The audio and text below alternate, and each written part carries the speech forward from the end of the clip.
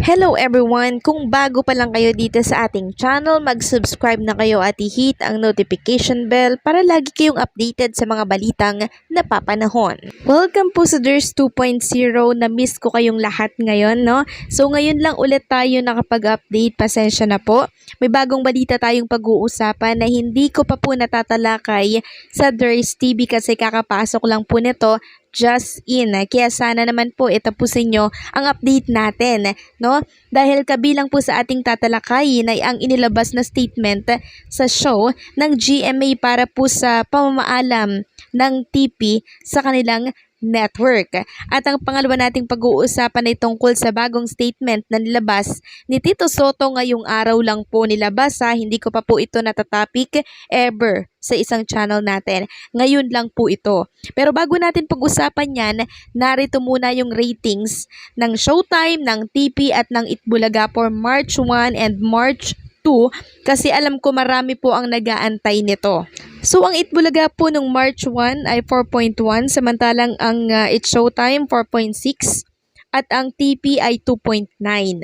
Nung March 2 naman 4.7 ang Itbulaga at ang It's Showtime 5.1 at ang TP ay 2.8%.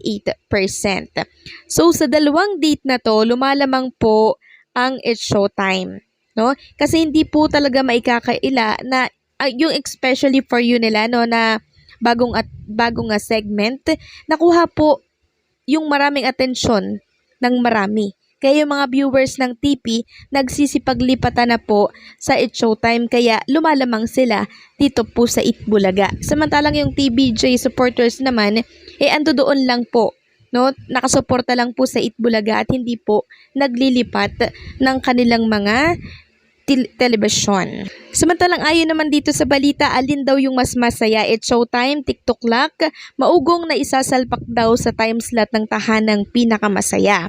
So ayon dito, sa tila pagbabu ng non-time show sa tahanang pinakamasaya sa ere, maugong daw yung usap-usapan at espekulasyon kung anong non-time show ang ipapalit sa umano'y mababakanteng time slot nito.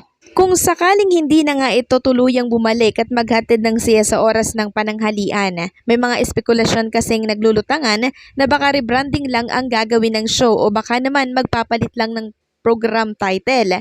Subalit mas maingay ang mga kumakalat na chikang malaki na raw ang utang ng Tape Inc. sa GMA Network dahil sa pagiging black timer nito. Aabot na nga raw sa 800 million ang utang ng production company ng mga halusos sa Kapuso Network na pagmamayari naman ni Attorney Felipe Gozon. At batay sa mga hula-hula ng mga netizen, pwede raw ipalit sa may iwang time slot ang It's Showtime ng ABS-CBN na umeere ngayon sa GTV o kaya ang TikTok Lock ni Kim Atienza, Pokwang Rabia Mateo, and Jason Gainsa at iba pa.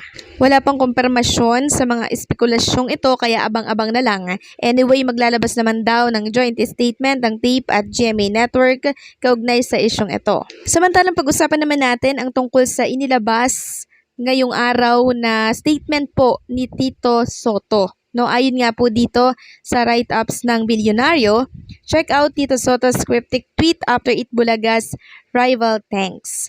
So sabi dito, former Senate President Vicente Sotto III reflected on the futility of blaming others after Tape Inc. pulled the plug on tahanang pinakamasaya, which was touted as a rival of the longest running noontime show, Itbulaga. When you blame others, you have a long way to go. When you blame yourself, you are halfway there. When you blame no one, you have arrived. He said in tweet on X, formerly Twitter. On March 2, Tape Tahanang Pinakamasaya, which started airing after TBJ's transfer to TV5, aired its final episode on Felipe Gozon's network.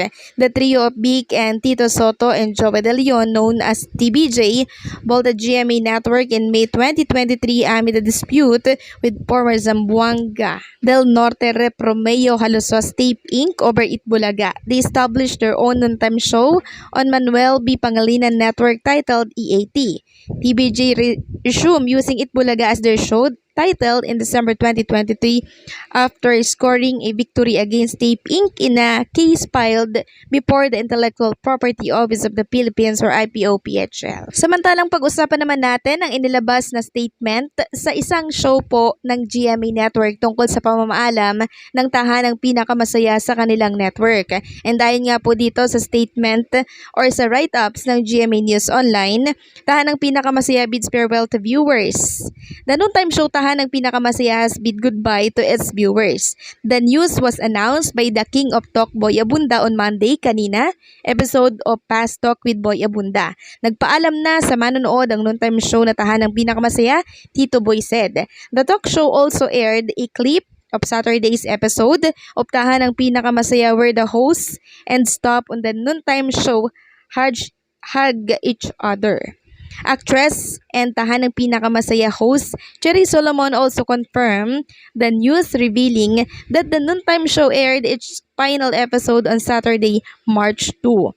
I'm excited for God's greater purpose for this beautiful family. Hashtag tahanang pinakamasaya indeed. Cherry's caption her post on Instagram. According to Tito Boy, Taping and GMA Network are expected to release a joint statement in the coming days. So in the coming days pa pala, no? Kasi ayon po sa mga inilabas nila nitong mga nakaraan ay ngayong araw maglalabas ng statement ang GMA Network at ang Tape Inc.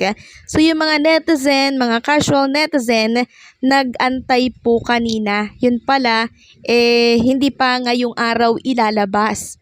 'Di ba? So marami po ang nainis kasi nag-antay po sila kanina tapos ang ending wala naman po pala. No, at sa ibang araw na lang i-announce. So ang hula ko kaya hindi po sila nakapaglabas ng statement ngayon, joint statement ng GMA Network and ng Tape Inc.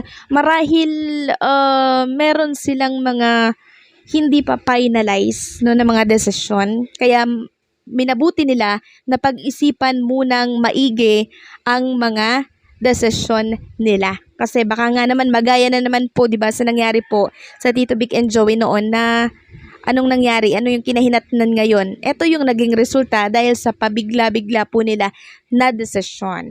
So, maaring may mga pinapinalize sila na desisyon. Kaya medyo na late po ito na dapat sana ngayon i-announce. Sa kabilang banda, yung mga tape defender naman naglalabas na po ng mga pahaging, no, ng balak ng Tape Inc. and GMA na kung saan itong ang si Procnoy nangunguna na and itong si Ted na sabi nila, no, kung nakinig kayo sa update natin sa kabilang channel natin na hindi daw mabubuwag ang Tape Inc. at ang mabubura lamang ay yung tahanang pinakamasaya. So sa sinabi nilang statement na yon, parang merong bagong programa ang Tape Inc.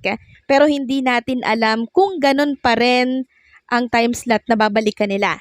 So maaring ang mangyayari niyan, ibang time slot na po ang kanilang makukuha sa GMA Network at ang magpo-produce ng noontime show ng noontime show ay ang GMA Network na marahil. So abangan na lang din natin yung statement na i-release ng GMA at ng Tape Inc. sa mga susunod po na araw.